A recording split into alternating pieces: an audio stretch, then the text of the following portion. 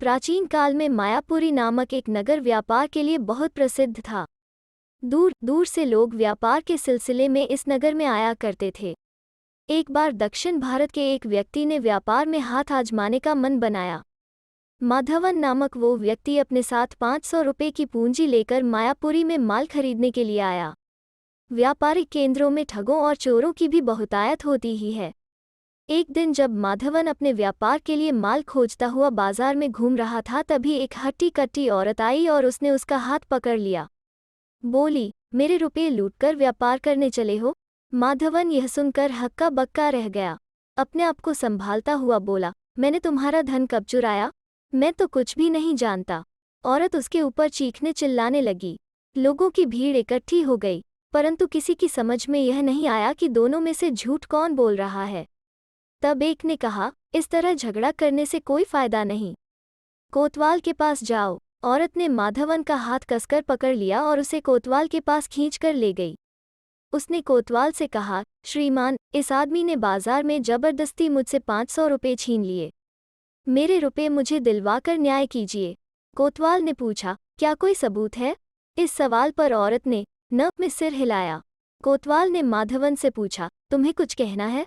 माधवन बोला, महोदय, मैं व्यापार के लिए सामान खरीदने कल ही इस नगर में आया हूँ।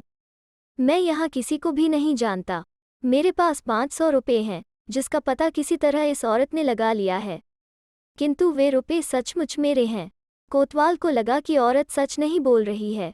सच का पता लगाने के लिए उसने एक युक्ति सोची। उसने माधवन से कहा, तुम्हारी बात पर मुझे विश्वास नहीं होता। तुम इस औरत का धन लौटा दो, वरना तुम्हें जेल में बंद कर दूंगा। कोई और चारा न देखकर माधवन ने अपने 500 रुपये उस औरत को दे दिए।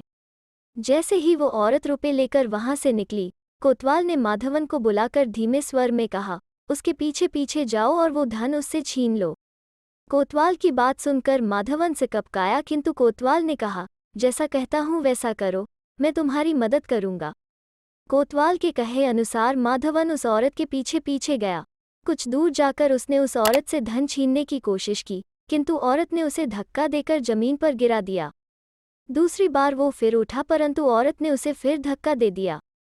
एक तो वो औरत हट्टी कट्टी थी, दूसरे माधवन सीधा सादा और मामूली कद काठी का आदमी था। उसे छीना झपटी का कोई अनुभव नहीं था।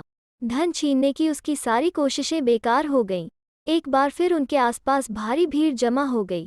वो औरत माधवन का हाथ पकड़कर उसे खींचती हुई फिर कोतवाल के पास ले आई और कहने लगी, श्रीमान जी, थोड़ी देर पहले आपने इस आदमी से जो धन मुझे दिलवाया, उसे ये आदमी मुझसे फिर छीन लेना चाहता है। कृपा करके मुझे बचाइए। क्या तुम सच कह रही हो? क्या किसी ने यह घटना देखी? कोतवाल ने पूछा। इन सभी लोगों ने यह घटना देखी। आप खुद इनसे पूछ लीजिए। औरत ने पीछे पीछे आई भीड़ की ओर इशारा करते हुए कहा, इन सब से पूछने की जरूरत नहीं है। तुम मुझे बताओ कि क्या इस आदमी ने तुमसे रुपए छीन लिए? कोतवाल ने पूछा। नहीं छीन पाए श्रीमान, मैंने इसे ऐसा करने नहीं दिया। मैंने इसकी सारी कोशिशें विफल कर दी। औरत गर्व मिश्रित स्वर में बोली, मैंने भी यही सोचा था। तुमसे धन छीनने की शक्ति इस आदमी में नहीं है। यह इन सब लोगों ने देखा है।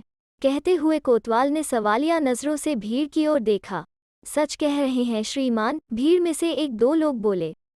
कोतवाल औरत से आगे बोला, पहली बार तो तुमने कहा था कि इस आदमी ने तुमसे रुपए छीन लिए। उस समय किसी ने भी नहीं देखा था। अगर ये आदमी तुमसे धन छीन सकता तो दूसरी बार भी छीन लेता। इसलिए साबित होता है कि वे रुपए इस आदमी के ही हैं। तुरंत वे रुपए इसे लौटा दो। दोबारा अगर किसी को ठगने की कोशिश करोगी तो तुम्हें जेल भिजवा दूंगा। जेल का नाम सुनते ही औरत डर गई और उसने चुपचाप माधवन के रुपए लौटा दिए। तो दोस्तों, कैसी लगी आज की कहानी? अगर अच्छी लगे तो शेयर, लाइक और चैनल को सब्सक्राइब जरूर करें। फिर मिलते हैं एक नई कहानी के साथ।